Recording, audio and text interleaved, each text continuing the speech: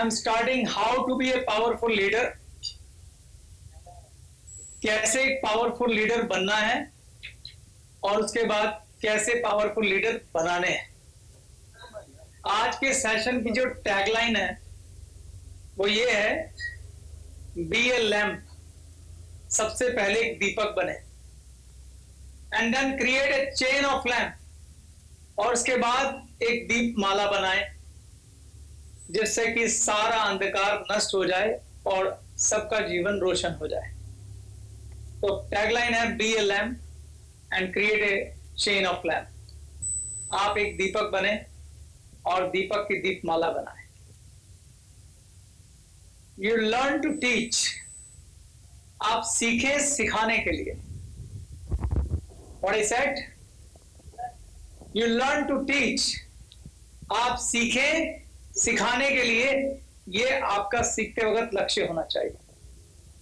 तो इस सेशन को मैं शुरू करूंगा। विश्व में जब भी कोई कंपनी अपने डिस्ट्रीब्यूटर को, अपने एम्प्लॉय को या पब्लिक को मोटिवेट करती है तो हमेशा वो उनके सपनों को लेके शुरू करती है। वो पैसे की बात करती है, वो वेल्थ की बात करती है, मगर मैं हैप्पीनेस की बात करता हूं, मैं खुशियों की बात करता हूं। जीवन में अगर हम सबको कुछ चाहिए ना दोस्तों, तो वो हैप्पीनेस है।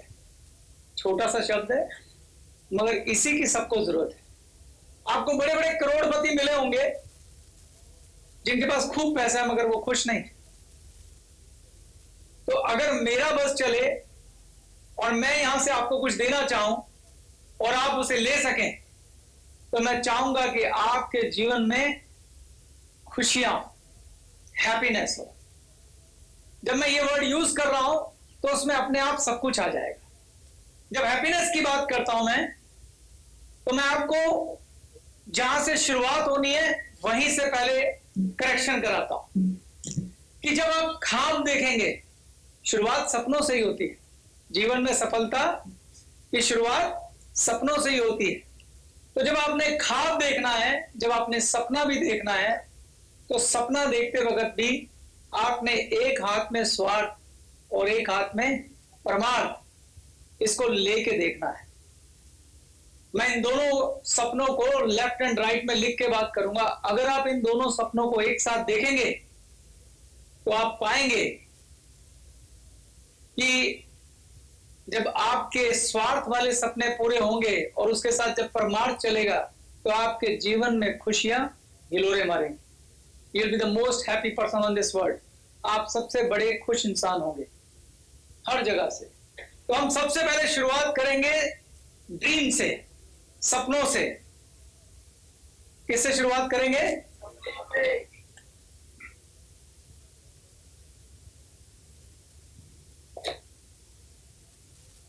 इंग्लिश में बोलूं तो ड्रीम्स, हिंदी में बोलूं तो सपने। Dreams are the most powerful energy. सपने सबसे बड़ी ताकत होती है इस दुनिया में। अगर कोई सबसे ताकतवर चीज है तो उस चीज का नाम है आपकी सोच। अगर आपने कुछ सोचा नहीं तो वो मिलेगा भी नहीं। जो बिना सोचे मिल जाता है उसे एक्सीडेंट कहते हैं, या कुछ लोग भाग्य कहते हैं, या दुर्भाग्य कहते हैं। वरना आपके जीवन में होने वाली ज्यादातर घटनाएं आपकी किसी सोच का नतीजा है। आगरा का ताजमहल सबसे पहले कहां बना? किसी आदमी की सोच में। पहले उसने सोचा कि मुझे ताजमहल बनाना है, तो फिर वो बना। आप शादी करने लगते हैं, पहले आप सोचते हैं मुझे शादी करनी है, तो होती है। किसी भी घटना से पहले सोच का जन्म होता है। सोच कह लीजिए, ड्रीम कह लीजिए। Dreams are the most powerful energy. आप कैसे सपने देखेंगे, आप किस प्रकार की सोच रखेंगे, ये आपके परसीव्ड सच यानी धारण किए हुए सच से तय होता है। कौवे के घोंसले में गिरा हुआ बाज का बच्चा कभी बाज की उड़ान के बारे में सोच ही नहीं पाता। अब वो सोचता नहीं है तो वो होता भी नहीं। सर्कस में पला हुआ शेर जंगल का शिकार के बारे में सोच नहीं पाता। जब तक आप बड़ा सोचेंगे नहीं, बड़ा होगा नहीं। सोच एक बीज है।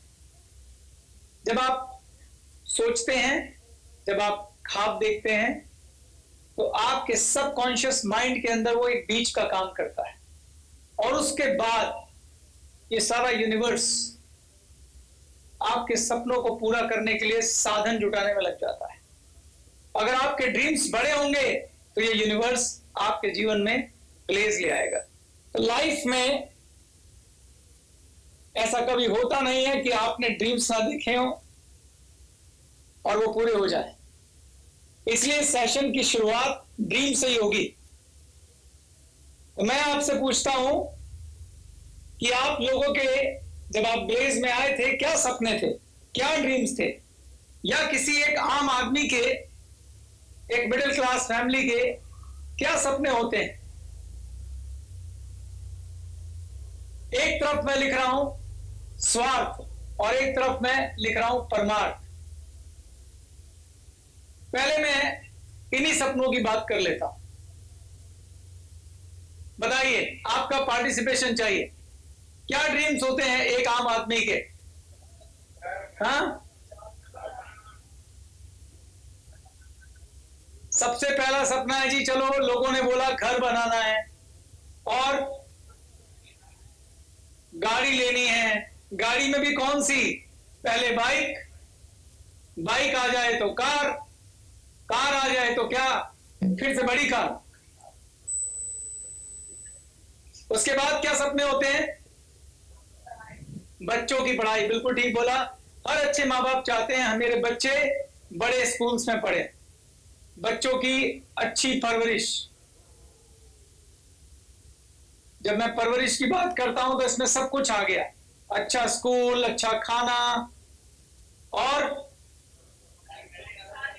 हाँ, जोर से, जो लोग नहीं बता रहे उनके ड्रीम्स नहीं थे क्या? हाँ, बच्चों की शादी करना, वैसे भी अच्छा ड्रीम है। और विदेश यात्रा। पहले यात्रा तो हो जाए, कई लोग बेचारे यात्राएं नहीं करते। यात्राएं, हवाई जहाज में बैठना लोगों का ख्वाब होता है। मैं हैरान हुआ, मैं उत्तराखंड गया था, वहां पे एक व्यक्ति मुझे बोला, मैंने उससे पूछा तुम्हारा सपना क्या है? कहता मैं ट्रेन में बैठना चाहता हूं। सच बात है, उसने कभी ट्रेन नहीं देखी थी। ये चक्राता की बात है। ऊंचे ऊपर पहाड़ों में मैं गया, वहां एक व्यक्ति से मेरी बात हुई। मैंने कहा, ऐसे ही पूछा, मुझे तब आदत होती थी, हर एक से पूछता था मैं तुम्हारा ड्रीम क्या है? कहता मैं ट्रेन में बैठना चाहता हूं। बहुत सारे लोग ट्रेन में नहीं बैठे। हवाई यात्रा, यात्राएं, विदेश यात्रा, सुख साधन, नौकर चाकर। जो बहुत अच्छे लोग हैं वो माँ बाप को तीर्थ कराना चाहते हैं। यहां पे मैं ऐसे एक व्यक्ति को जानता हूं जिससे मैं खुद बड़ी प्रेरणा पाया हूं। कुश बैठा है जो अपने मम्मी को तीर्थ कराता रहता। आप सबको पता ही होगा, कई लोगों का ये भी ख्वाब होता है। तो ये आपके ड्रीम्स हैं जो जनरली हम अपने अराउंड देखते हैं। परमार्थ का मतलब क्या होता है? आप इसे कह सकते हैं इंसानियत। जब आप निष्कामी होके दूसरों के लिए कोई ख्वाब देखते हैं, देश के लिए कोई ख्वाब देखते हैं। ये ख्वाब क्या क्या हो सकते हैं? जैसे हमारे देश में क्या क्या समस्याएं हैं। मैं और कुछ ना मांगू, ये दुआ मांग सकता हूं, हाय भगवान देश से गरीबी हटाना, मांग सकता हूं। बच्चों को शिक्षित करना, छोटे बच्चे को एजुकेशन मिले। एजुकेशन का, शिक्षा का हमारे देश में आज भी परेशानी है। ये हमारे देश की समस्याएं हैं। गरीबी, शिक्षा। आपका भी योगदान चाह रहा हूं मैं। वातावरण आज सबसे बड़ी समस्या है। वातावरण, पर्यावरण, ये ज्यादा अच्छा शब्द है। थैंक यू वेरी मच जिन्होंने भी ये बताया। मेरे को पर्यावरण शब्द नहीं याद आ रहा था। बेरोजगारी। पर्यावरण में भी क्या क्या किस किस की आवश्यकता है आज पर्यावरण में? पेड़ लगाने की जरूरत है। पानी की समस्या है आज। आपको पता नहीं, अंदाजा है नहीं है, वैसे तो सबको ही होगा, भारतवर्ष आने वाले वक्त में पानी की बहुत बड़ी किल्लत से जूझने वाला। हम लोगों ने तालाब खत्म कर दिए, हम लोगों ने जमीन का पानी खत्म कर दिया, नहरें सुखा दी, नदियों के रस्तों पे बड़ी बड़ी बिल्डिंग्स बना दी। आज पानी की भारी किल्लत से हम लोग जूझ रहे हैं। काफी सारे भारत के शहर हैं जिनके ग्राउंड वाटर खत्म हो चुके हैं, यानी नीचे से पानी मिलता ही नहीं था। तो पानी एक बहुत बड़ी समस्या है और प्रदूषण बहुत बड़ी समस्या है। मुझे पता नहीं आप प्रदूषण के बारे में कितना जानते हैं, मैं थोड़ा सा प्रदूषण के बारे में आपको बताना चाहता हूं, ये मौका है तो बताना चाहिए। आपके जो फेफड़े हैं ये फिल्टर जैसा काम करते हैं। आप YouTube पे कभी कुछ वीडियो देखिएगा कि सिगरेट का फेफड़ों पे यानी हमारे लंग्स पे क्या असर होता है। तो वो कुछ एक्सपेरिमेंट दिखाते हैं, रुई लगा के और सिगरेट जला के और हवा निकाल के दिखाते हैं, रुई पूरी काली हो जाती है। देखा आपने? अगर उस फेफड़े को काटा जाए हमारे तो वो काले निकलेंगे अंदर से, उनपे कार्बन जमा मिलेगा आपको। आज हम में से बहुत सारे लोग हैं जो सिगरेट पीते नहीं, लेकिन इस प्रदूषण की वजह से आप जो सांस ले रहे हैं वो सारा प्रदूषण हमारे फेफड़ों पे जाके चिपक रहा है, जिससे अभी पता नहीं चल रहा है पर आने वाले वक्त में पता चलेगा। अचानक आप देखेंगे भारतवर्ष में दमा की और इस तरह की सांस की समस्याएं शुरू हो जाएंगी।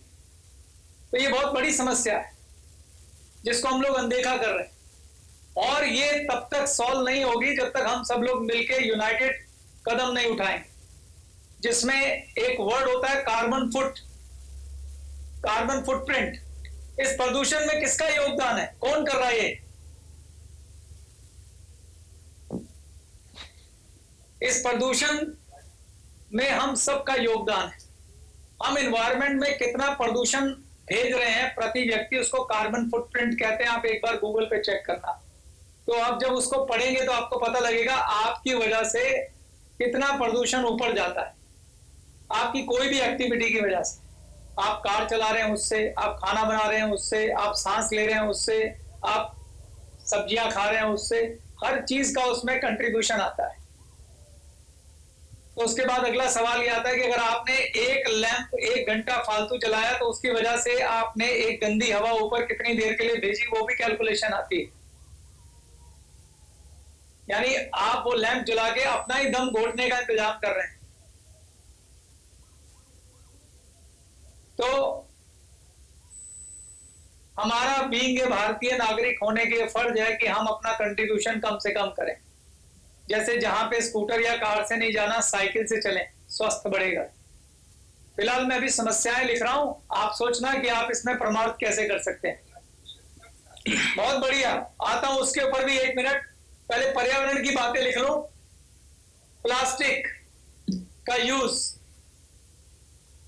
इसके बारे में जानो जरूर, इनके क्या खतरनाक परिणाम होने वाले हैं।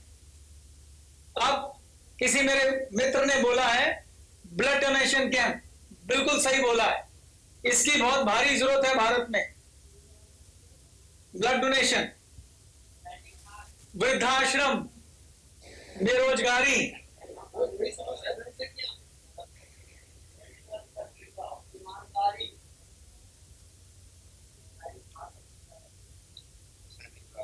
भ्रष्टता, रासायनिक खाद, फर्टिलाइजर, बिल्कुल, करप्शन को मैंने भ्रष्टता लिख दिया है।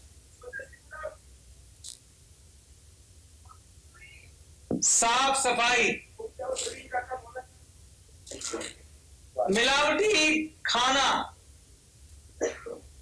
मिलावटी सब कुछ है। हवा खराब, खाना खराब, पानी खराब, पानी में सारा पेस्टिसाइड घुल गया, जहर वाला पानी है। और बंजर होती जमीन है, वही रासायनिक खाद आ गया, पेस्टिसाइड। वन्य प्राणी पर्यावरण का हिस्सा हो गया, यहां लिख देता हूं। बहुत अच्छी बात बोली आपने। बढ़ती बीमारियां। बढ़ती बीमारियां,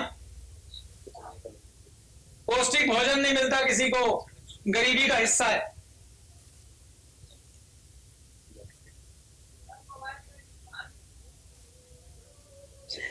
वैसे आपने बात बड़ी अच्छी बोली है, जिसने भी ये बोली है।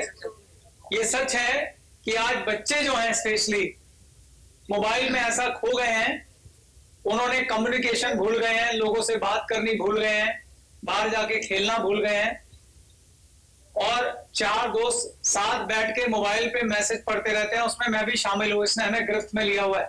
मोबाइल भी एक खराब चीज है, तो मैं इसको भी लिखूंगा।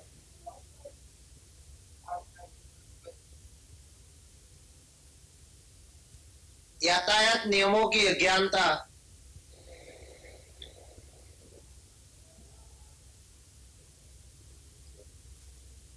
शिष्टाचार, सिविक सेंस। देखिए, मुझे ना बड़ी खुशी हो रही है। मुझे ऐसा लग रहा है ये लिस्ट खत्म नहीं होगी। इसका मतलब क्या है?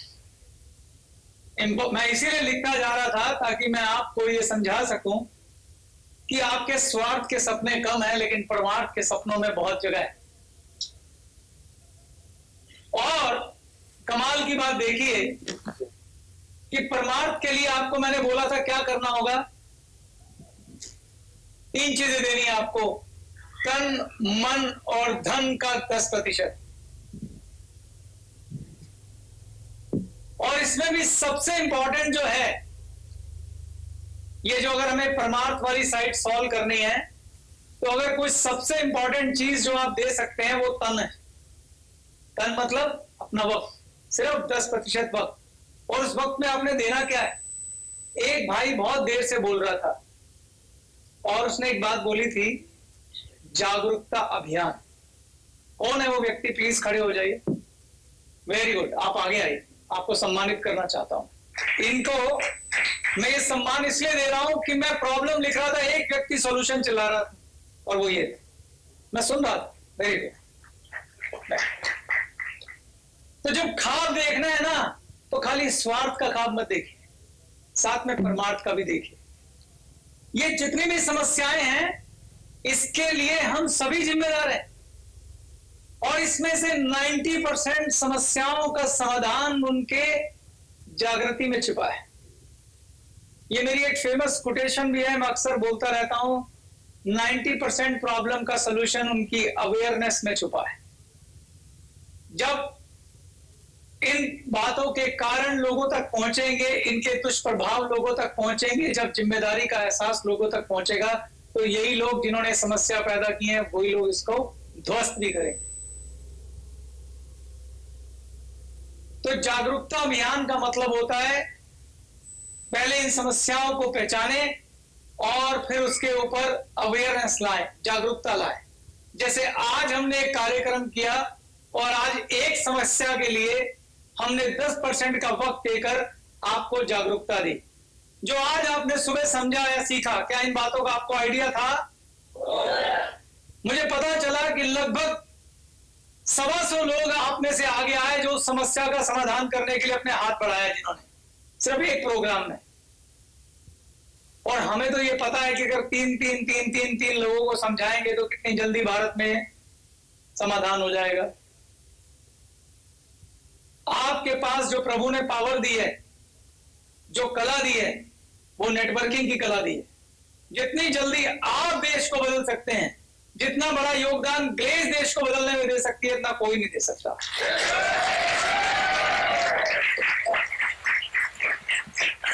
Thank you. इसलिए आज से मैंने भी पहले आपको खाली यही वाले ख्वाब दिखाए थे, लेकिन हर आदमी बदलता है, हर आदमी बड़ा होता है। मुझे आज इस उम्र में आके समझ में आया कि खाली इस ख्वाब से काम नहीं चलेगा, खाली इस ख्वाब से काम नहीं चलेगा। ख्वाब दोनों देखने होंगे, एक स्वार्थ का और एक परमार्थ का। मेरा प्रश्न भी है आपसे, अगला प्रश्न आपसे ही है। ये जो परमार्थ का खाब है ना, इसमें भी स्वार्थ है। मेरा प्रश्न आपसे है कि मैं इस खाब पे क्यों जोर दे रहा हूं? क्यों हमें स्वार्थ के साथ परमार्थ का खाब भी देखना चाहिए? मैंने आपसे बोला कि परमार्थ में भी हमारा स्वार्थ है। आप देखिए, आपने अपने खाब पूरे करे, गाड़ी ले ली, आपने घर ले लिया, बच्चों की अच्छी परवरिश के लिए अच्छे स्कूल में डाल दिया, बच्चों की शादी के लिए अच्छा लड़का मिल गया, लेकिन उस समाज का क्या करेंगे जिसमें आप रहते हैं, जहां पीने को शुद्ध पानी नहीं है, जहां मिलावटी सब्जियां हैं, जहां भ्रष्टता इतनी है कि बच्चे को स्कूल डालने गए हैं तो उसके लिए आपसे रिश्वत मांगी जा रही है, बच्चे को नौकरी चाहिए तो वहां रिश्वत मांगी जा रही है, वो बाहर हवा में सांस लेने जा रहा है तो मुंह पे पट्टी डाल के जा रहा है। जब परमार्थ सुधरेगा तो आपको सच्चा सुख मिलेगा। आपके सपनों से मिलने वाला सुख तब तक सच्चा सुख नहीं होगा जब तक यहां सब ठीक नहीं होगा। जब शुद्ध हवा होगी, आप अपने घर में सब सुविधाएं ले लेंगे, सड़क पे जाके सुविधाओं का क्या करोगे?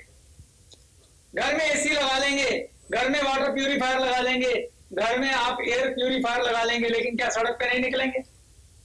सड़क पे निकलेंगे कि नहीं निकलेंगे? सांस लेंगे कि नहीं लेंगे? जिन फसलों पे दबा के पेस्टिसाइड डाला जाता है कि आज पूरी ट्रेन की ट्रेन कैंसर के पेशेंट की जाती है, उसका क्या करेंगे? क्या गारंटी है कि आपके परिवार वालों को उससे नुकसान नहीं होगा? तो इस परमार्थ में भी हमारा स्वार्थ है। देखिए, समस्याएं बहुत सारी होती हैं, लेकिन लीडर वो होता है जो आगे बढ़ के कहता है कि ये समस्याएं हम सॉल्व करें। तो मैं ग्लेस के लीडर से ये उम्मीद करता हूं,